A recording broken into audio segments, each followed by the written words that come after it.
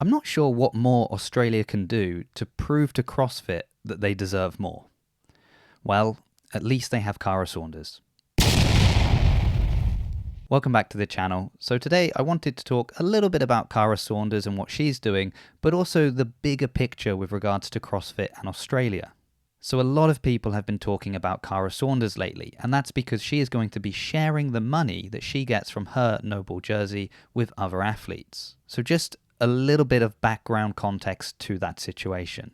So when Noble first released this list of athletes that were going to receive a Games jersey and then $20 from each sale was going to go to that athlete, a name that was noticeably missing from the list was that of Cara Saunders. Now, a lot of people could say that there were a number of names missing from that list, and they wouldn't be wrong. But when we think about Cara Saunders specifically, we could think about her performance, how many years she's gone to the Games, how often she's finished in the top 10, including her second place finish in 2017. And then we could think about her popularity as an athlete. Now, when I think about Cara, one of the words I'd often heard associated with her would be inspiring. I remember before she was a mum, we used to hear people talk about Cara's big, strong legs, and I know many found that inspiring because it was about what they could do, and that made them feel strong and confident about themselves. And then, of course, when she had Scotty, she was inspiring as a mum. Look what this mum can do. She's there spending time with her child, but she's also performing at the highest level. So we have performance, we have popularity, but then we also have nationality. And I think there's something very interesting when we look into that. So of course we had Tia representing Australia. She received a Noble jersey, but that was the only person coming from Australia, unless we want to include Khan Porter, who was part of the Reykjavik team and the team jersey that they would be getting. Now after the popularity poll, we could say, and Noble adding these additional athletes, we did see Cara Saunders getting her own jersey. But still, none of the Australian men are there. And when we consider the expense that is incurred to travel from Australia, we know they're one of the groups that are spending out the most amount of money to get to the Games to perform, then we can understand why Cara felt this gesture was necessary to share some of the money that she was going to get from her jersey with other Australian athletes. Now you can see her go into more detail about this when she was on the Morning Chalk Up's Bottom Line with Lauren Khalil. But when listening to this, as Cara was speaking, I kind of felt it started to touch on a deeper issue regarding Australia and CrossFit. So first of all, when she was asked about her decision to share this money with all Australian athletes, Cara in her answer was quite clear that it wasn't going to be all Australian athletes. It was going to be those that were in the same division as her, the elite individuals. And the reasoning behind that is if she shared it with every athlete, and we'd be including teams, age groups, and adaptive athletes, well then that slice of the pie starts to become really, really small. And when we think about the fact that she didn't have to share any of it, well, we can't find any fault with her reasoning there. But imagine if there had been some other Australian athletes included and they were able to pull all those funds together. Well, maybe at that point they could start to include these other groups as well. But who could that be? Well, obviously we've got Tia there as well. But what about the men? So you've got Jay Crouch. He actually won Torian Pro. And then you've got Ricky Garrard. Now his story of this sort of redemption arc is being strongly pushed by CrossFit at the moment. And then we have the King of the North, Baden Brown, the dad, family man. Now I don't think it would have mattered which three of them got a t-shirt. I'm pretty sure they would have sold out just because of the support that the Australian CrossFit community is giving their athletes. But you know who, if they had got a jersey, absolutely would have sold out straight away? Royce Dunn. Now I know what you're thinking, but Royce Dunn didn't make it to the Games this year. And you're right, he didn't qualify through the last chance qualifiers. No, in fact, he came fourth at Torian. But a fourth place finish would have earned him a ticket to the Games at the MAC, at the Granite Games, at Syndicate Crown, at the Atlas Games, at Strength in Depth, or Lowlands. But in Australia, they only get 3 spots. And so as I was listening to Cara talking about the Australian community, I started to revisit this point of them only getting 3 spots for the Games because it really doesn't make sense.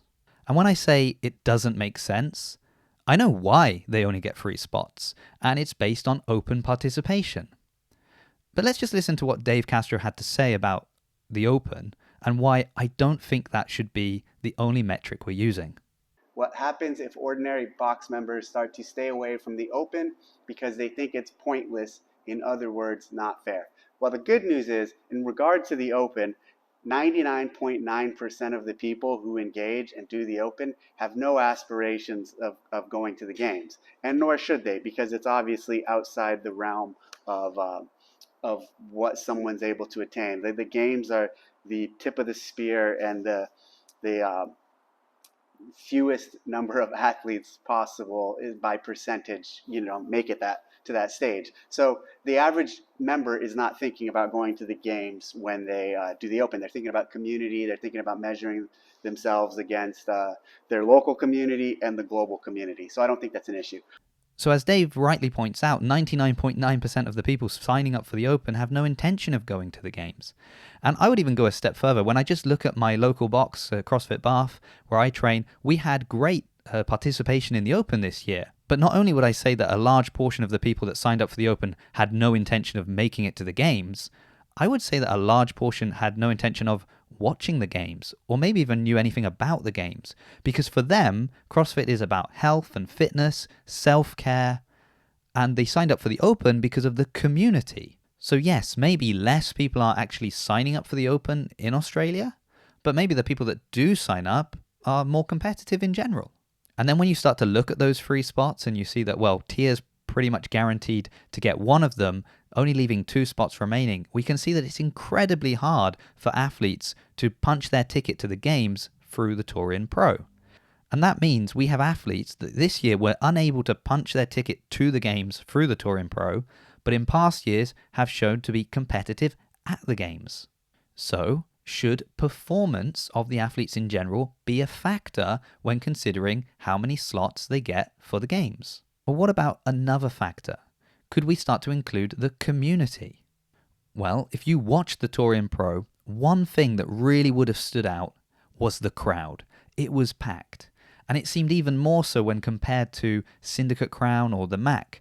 Now, of course, we're just watching this over the live stream. Maybe in reality things are slightly different, but there was no doubt that the Australian CrossFit community came out in force to support their athletes.